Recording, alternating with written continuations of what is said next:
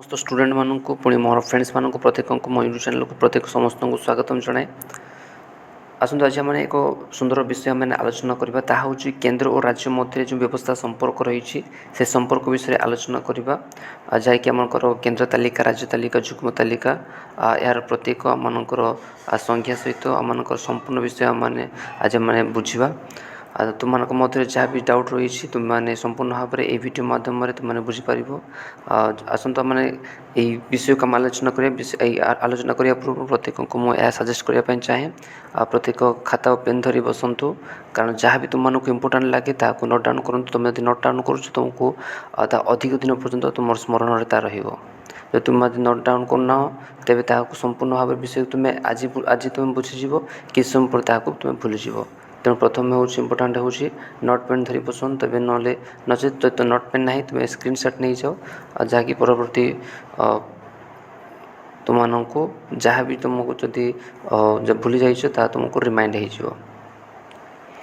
तो पहले केंद्र और राज्य मध्य जो व्यवस्था संपर्क रही तो ये जो व्यवस्था संपर्क जा पूर्व तुमको प्रथम आम जाना हम जे आम जो भारतीय संघीय व्यवस्था जमकर तीनो संपर्क रही। यह हूँ छोटिया इंट्रोडक्शन ना भारतर जो संघीय व्यवस्था आमर तीनो संपर्क रही हूँ आम व्यवस्थापिका संपर्क प्रशासनिक संपर्क आर्थिक संपर्क जहाँ इंग्लीश कहते legislative relation administrative relation financial relation किंतु आम आज मैंने आलोचना करवा ना व्यवस्थापिका संपर्क जहाँ लेजिस्लेटिव रिलेशन कहती। तो आज आम से विषय आम आलोचना करवा ना से विषय आलोचना करने पूर्व प्रथम यह तुमने जाणी रख नोट पेन जो नोट डाउन कर दियो कि आमर भारत में आमर 395 धारा रही 8टी अनुसूची पुणी 22टी अध्याय 22टी भाग रही। तो एमध्यु आमर जो ये व्यवस्थापिका संपर्क आम भारत में ना सप्तम अनुसूचीर एकादश भागर प्रथम अध्याय धारा 245 रु 295 मध्य आमर ए व्यवस्थापिका संपर्क वर्णित होती। पुणी थर रिपीट करुच्ची नाम भारत में 395टी धारा 8टी अनुसूची 22टी भाग रही। तो एमध्यु ना ए व्यवस्थापिका संपर्क भारत संविधान सप्तम अनुसूचीर एकादश भागर प्रथम अध्याय धारा 245 रु 255 मध्य वर्णित होती। गोटे इम्पोर्टाट नोट हूँ ना आमर जो भारतर व्यवस्थापिका संपर्क जहाँ लेजिस्लेटिव रिलेशन आमर के उद्देश्य अणा ना भारतर जो केंद्र और राज्य मध्य व्यवस्थापिका संपर्क को कानाडा संविधान ये ढांचारू आमनकर आपणा अणा मानकर भारतर केंद्र और राज्य मध्य व्यवस्थापिका संपर्क को कानाडा संविधान ढांचारू अणा। तो ये समस्त क्षमता गुड़ी को आमको 3टी तालिका बंटन कराई बा 3टी तालिका भाग कराई हूँ केंद्र तालिका राज्य तालिका जुग्म तालिका। तुमने जहाँ डिस्प्ले माध्यम तुम देखिपुव जहाँकि केंद्र तालिका आमर 69टी विषय रही राज्य तालिका 61टी विषय रही पुणी जुग्म तालिका 52टी विषय रही। आसतु आम गोटी गोटी कर संपूर्ण भाव बुझा ना केंद्र तालिका कौन ना केंद्र तालिका हूँ आमर भारतीय संघीय व्यवस्था रे केंद्र और राज्य मान मध्य संविधान द्वारा क्षमतार बंटन कराई। पहले आम जो भारत में जो संघीय व्यवस्था आमर रही आमर ये केंद्र राज्य मध्य आमर संविधान द्वारा आमर प्रत्येक क्षमता को बंटन कराई। तुमने संघीय राष्ट्र कौन से विषय तुम जो तुम डेफिनेशन पढ़ुल से विषय तुमने संपूर्ण बुझीपार कि आम संघीय व्यवस्था आमर केंद्र राज्य मध्य सामान भाव में किभली क्षमता बंटन कराई। तो आमर यही व्यवस्था आमर केंद्र राज्य मध्य आमर क्षमता बंटन कराई। तो आम केंद्र तालिका कौन हो राष्ट्र मध्य जो गुरुत्व वहन करुवा 69 गोटी विषय को केंद्र तालिकाभुक्त कराई ना राष्ट्र मध्य गुरुत्व वहन करुवा ना बहुत 69 गोटी विषय को केंद्र तालिकाभुक्त कराई। जो तालिका उपरे केवल संसद बा जहाँ मैंने केंद्र सरकार बोली कहू जो ये केंद्र सरकार आईन प्रणयन करिपारिबो। যেমন ଯେଉଁ କେନ୍ଦ୍ର ତାଲିକା ରହିଛି, କେନ୍ଦ୍ର ତାଲିକାରେ ଆମମାନଙ୍କର 69 ବିଷୟଟି ରହିଛି। ନା ଏଇ 69 ବିଷୟଟିକୁ କେବଳ କେନ୍ଦ୍ର ସରକାର ବା ଯାହାକୁ ଆମେ ସଂସଦ କହୁ, ସେ ହିଁ କେବଳ ଆଇନ ପ୍ରଣୟନ କରିପାରିବ। ତାହାକୁ ଆମମାନେ କେନ୍ଦ୍ର ତାଲିକା ବୋଲି ଆମେ ବୁଝୁ ବା କେନ୍ଦ୍ର ତାଲିକା ବୋଲି ଆମମାନେ କହିଥାଉ। ପୁଣି ଥରେ ରିପିଟ୍ କରୁଛି, ତୁମମାନେ ଯଦି କିଛି ଏକ୍ଜାମ୍ରେ ତୁମେ ଲେଖିବା ପାଇଁ ଚାହଁ, ତୁମେ ଏଭଳି ଲେଖିପାରିବ ନା କେନ୍ଦ୍ର ତାଲିକା ମାନେ କ'ଣ? ଯଦି କ୍ୱେଶ୍ଚିନ୍ ଆସେ କ'ଣ ଲେଖିବ ନା ଭାରତୀୟ ସଂଘୀୟ ବ୍ୟବସ୍ଥାରେ କେନ୍ଦ୍ର ଓ ରାଜ୍ୟମାନଙ୍କ ମଧ୍ୟରେ ସମ୍ବିଧାନ ଦ୍ୱାରା କ୍ଷମତାର ବଣ୍ଟନ କରାଯାଇଛି। ରାଷ୍ଟ୍ର ମଧ୍ୟରେ ଗୁରୁତ୍ୱ ବହନ କରୁଥିବା 69ଟି ବିଷୟକୁ କେନ୍ଦ୍ର ତାଲିକାଭୁକ୍ତ କରାଯାଇଛି। ରାଷ୍ଟ୍ର ମଧ୍ୟରେ ଗୁରୁତ୍ୱ ବହନ କରୁଥିବା 69ଟି ବିଷୟକୁ କେନ୍ଦ୍ର ତାଲିକାଭୁକ୍ତ କରାଯାଇଛି, ଯେଉଁ ତାଲିକା ଉପରେ କେବଳ ସଂସଦ ବା କେନ୍ଦ୍ର ସରକାର ଆଇନ ପ୍ରଣୟନ କରିପାରିବ, ତାହାକୁ କେନ୍ଦ୍ର ତାଲିକା କୁହାଯାଏ। ଉଦାହରଣ ସ୍ୱରୂପ ବେଲେ ପ୍ରତିରକ୍ଷା, ବୈଦେଶିକ ବ୍ୟାପାର, ଯୁଦ୍ଧ ଓ ଶାନ୍ତି, ରେଳବାଇ, ଜାହାଜ ଚଳାଚଳ, ଡାକ ଓ ତାର, ଟେଲିଫୋନ୍, ବେତାର, ଆକାଶବାଣୀ, ମୁଦ୍ରା ପ୍ରଚଳନ, ଖଣିଜ ତୈଳ, ନୌବାଣିଜ୍ୟ, ଜାତୀୟ ସମ୍ବଳ, ଉଚ୍ଚଶିକ୍ଷା, ଜନଗଣନା, ନିର୍ବାଚନ ଇତ୍ୟାଦି। ତ ଏହି ସମସ୍ତ କ୍ଷମତା ଉପରେ କେନ୍ଦ୍ର ସରକାରଙ୍କର ପାୱାର ରହିଛି। ଆଉ ଏହି କ୍ଷମତା ଉପରେ ରାଜ୍ୟ ସରକାର କୌଣସି ପ୍ରକାର ହସ୍ତକ୍ଷେପ କରିପାରିବ ନାହିଁ। ଏହି କ୍ଷମତା ଉପରେ କେବଳ କେନ୍ଦ୍ର ସରକାର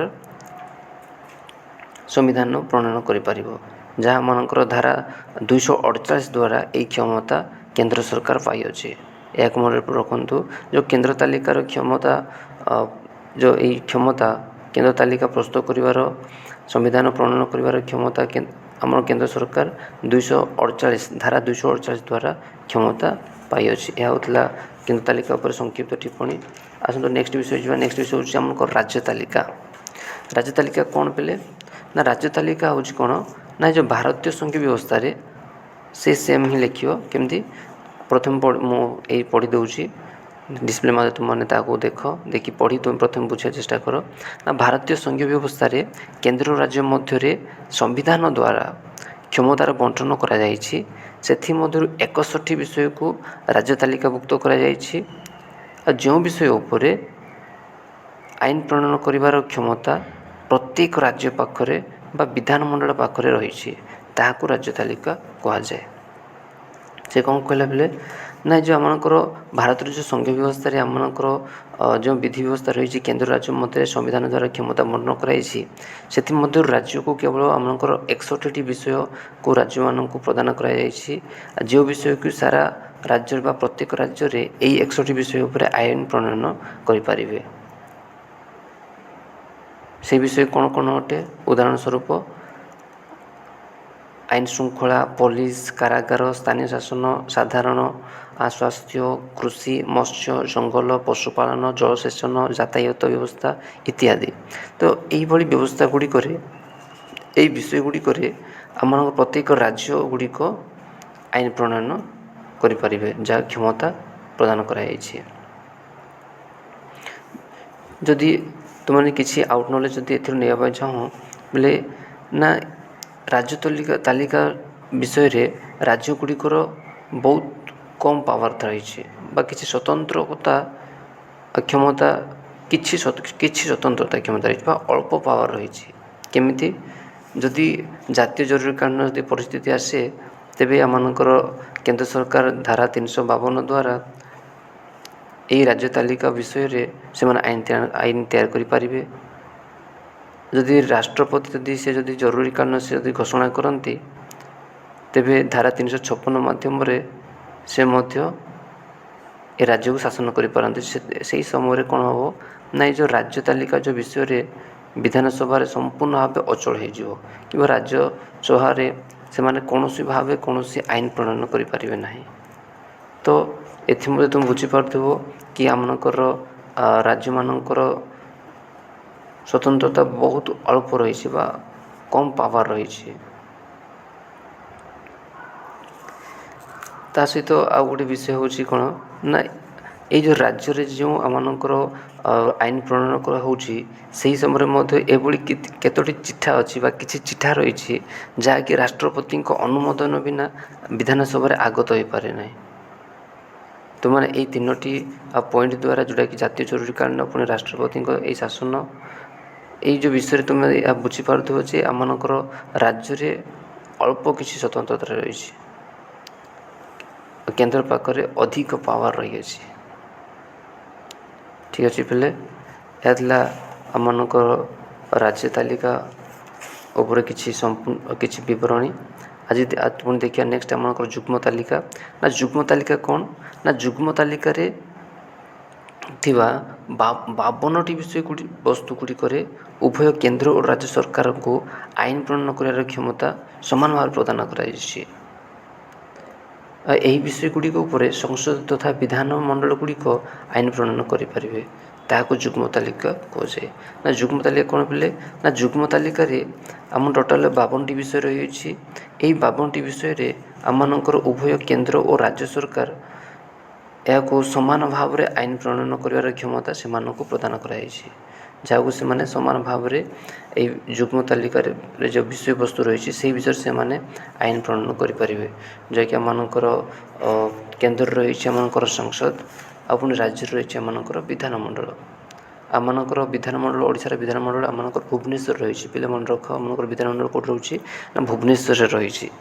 ତ ଏଇଭଳି ଭାବରେ ରାଜ୍ୟମାନଙ୍କର ବିଧାନମଣ୍ଡଳ ଗୁଡ଼ିକ ଆଇନ ପ୍ରଣୟନ କରିପାରିବେ, ଯାହାକି ଉଭୟ କେନ୍ଦ୍ର ଓ ରାଜ୍ୟ ମିଶି ଏହି ବିଷୟର ଉପରେ କ୍ଷମତା ରହିଛି। ତାହା କ'ଣ କ'ଣ? ନା ଶିକ୍ଷା, କୃଷି, ବିବାହ, ଛାଡ଼ପତ୍ର, ଶ୍ରମିକ କଲ୍ୟାଣ, କଳକାରଖାନା, ସମ୍ବାଦପତ୍ର, ବନ୍ୟଜନ୍ତୁ ସଂରକ୍ଷଣ, ଜନସଂଖ୍ୟା ନିୟନ୍ତ୍ରଣ, ଶିକ୍ଷା, ଶ୍ରମିକ ଇତ୍ୟାଦି। ତ ଏହି ବିଷୟ ଗୁଡ଼ିକ ଉପରେ ଉଭୟ କେନ୍ଦ୍ର ଓ ରାଜ୍ୟ ଗୁଡ଼ିକର କ୍ଷମତା ରହିଛି। ଏହା ଥିଲା ଯୁଗ୍ମ ତାଲିକା ବିଷୟରେ। ତ ମୁଁ ଆଶା କରେ ତୁମମାନେ ସମ୍ପୂର୍ଣ୍ଣ ଭାବରେ ଆମମାନଙ୍କର ଯେଉଁ ତିନୋଟି ତାଲିକା ରହିଛି, ତିନୋଟି ତାଲିକା ଉପରେ ତୁମମାନେ ବୁଝିପାରିଥିବ। ଯଦି ବୁଝିପାରିନାହଁ, ଯଦି ସ୍ପିଡ୍ ହେଇଛି ତୁମମାନେ ତାହାକୁ ପୁଣି ଥରେ ବେକ୍ କରି ତୁମମାନେ ଏହାକୁ ବୁଝିବା ନିମନ୍ତେ ଚେଷ୍ଟା କର। ଯଦି ବି ଡାଉଟ୍ ହୁଏ ତୁମମାନେ କମେଣ୍ଟ କର କ'ଣ ଡାଉଟ୍ ହେଉଛି। ମୁଁ ନିଶ୍ଚିତ ଭାବରେ ତାକୁ ଡାଉଟ୍କୁ ସମ୍ପୂର୍ଣ୍ଣ ଭାବରେ କ୍ଲିୟର କରିବା ପାଇଁ ମୁଁ ଆଗାମୀ ଭିଡ଼ିଓରେ ମୁଁ ଚେଷ୍ଟା କରିବି। ମୋ ଭିଡ଼ିଓ ଶେଷ ପର୍ଯ୍ୟନ୍ତ ତୁମମାନେ ଯୋଡ଼ି ରହିଥିବାରୁ ପ୍ରତ୍ୟେକଙ୍କୁ ଧନ୍ୟବାଦ।